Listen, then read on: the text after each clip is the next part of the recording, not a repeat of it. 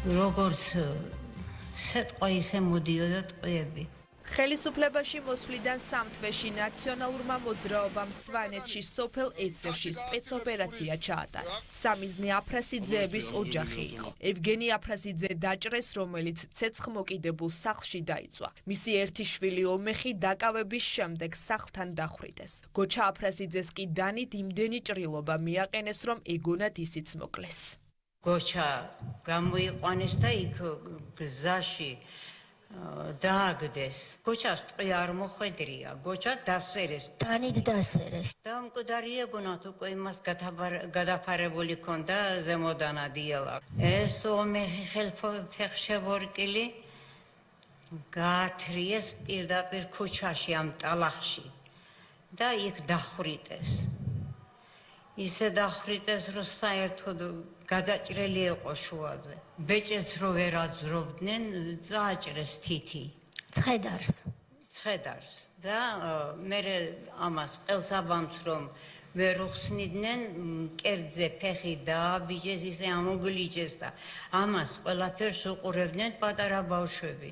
დილის 7 საათზე შინაგან საქმეთა სამინისტროსა და უშიშროების ასეულობით თანამშრომელმა დამნაშავეების დაკავების მოტივით ის სახლი დაცხრილეს, სადაც 4 არასრულწლოვანი იმყოფებოდა. როგორ გადარჩნენ ეს დღეს ბებიამ შვილიშვილებთან ერთად გაიხსენა. ბავშვები შევყარეთ ლოგინის ქვეშ. ესენი რო კიოდნენ ბავშვები, რამდენადაც უფრო კიოდნენ, მით უფრო ის მოდიოდა. სადაც ბავშვები იწვნენ, იმ ლოგინის ლეიბი დაცხრილული იყო. ძალიან კარგად იცოდნენ ამ სპეცოპერაციის შემკვეთმა ბატონმა სააკაშვილმა და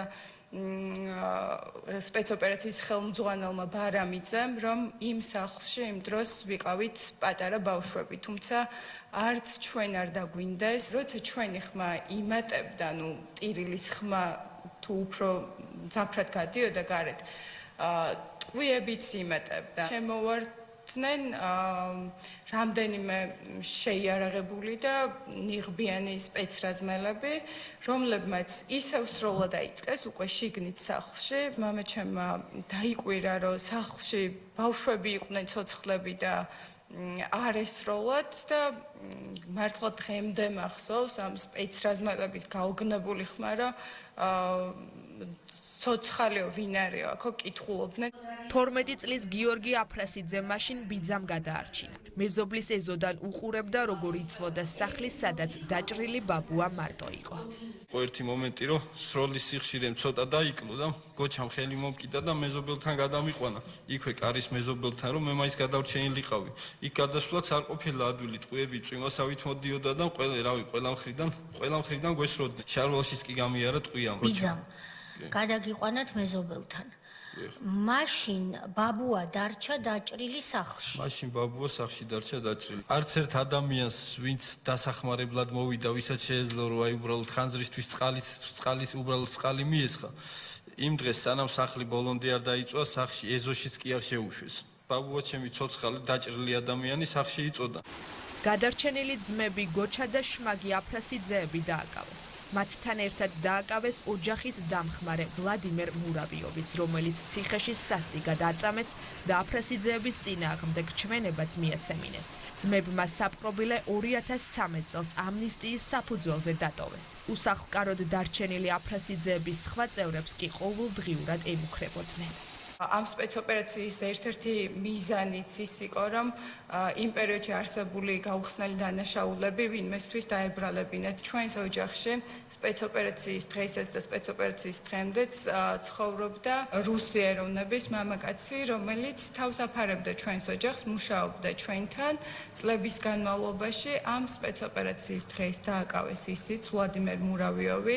ეს ადამიანი შემდგომ გამოიყენეს იმისთვის, რომ ცრუ ჩვენებები მიიღოთ კალაძის ძმის გატაცების საქმესთან დაკავშირებით და გოგინაშვილის გატაცების საქმესთან დაკავშირებითაც. არაერთხელ იყო ინფორმაცია ღია წყაროებში მასთან დაკავშირებით, რომ ის აწამეს. იყო საუბარი იმაზეც, რომ თითქოს ცელოფანს უკიდებდნენ ცეცხლს და იქიდან მომდინარე წვეთებით აწამებდნენ და ეს იყო ერთ-ერთი მეთოდი მისი წამების. გადარჩენილი ოჯახის წევრები მომხდარზე პასუხისმგებლობას მიხეილ სააკაშვილსა და იმჟამინდელ შინაგან საქმეთა მინისტრს გიორგი ბარამიძეს აკისრებენ. ბარამიძეს, რომელიც მათი თქმით სვანეთში ჩასული სპეცოპერაციის შედეგით თავს იწონებდა და კუბდარს ითხოვდა. გიორგი ბარამიძე იდგა ჩვენს სახლთან და მეზობლის ქალები, ვინც იქ შეკრებილები იყვნენ, გაბედა ეთქვა მათთვის, რომ სვანებმა კარგი კუბდარის გამოცხობა იცითო და იქნებ გაგვიმასპინძლდეთ აქ მყოფ ადამიანებსო.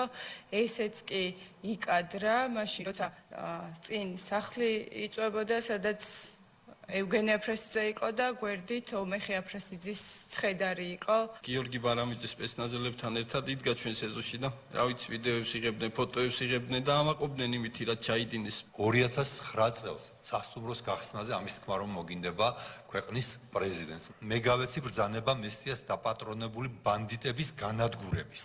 ერთი წამით ამას არ ვნანობ. ეს იყო ბანდა იქ აფრასიძეების, რომლებიც აკონტროლებდნენ მთელ სვანეთს. ჩემი ბრძანებით ვერტფრენებით გახსნილი იქნა ცეცხლი, მათ შორის რაკეტებით. ეს კოშკები განადგურდა და მათ შორის ბანდიტებიც განადგურდნენ და ეს იყო სწორი გადაწყვეტილება. ჩემი თხოვნა იქნება, სანამ ცოცხალი ვარ, არ უნდა გასამართლდნენ, ასეთი საშინელება ჩაედინეს და ერთი ღამე არავის არ გაუთენებია ციხეში. მომხდარიდან 21 წლის შემდეგ აფრასიძეები პასუხისმგებელი პირების დასჯას ითხოვენ. დაიბარებენ თუ არა საგამოძიებო კომისიის ხდომაზე გია ბარამიძეს ჯერ უცნობია.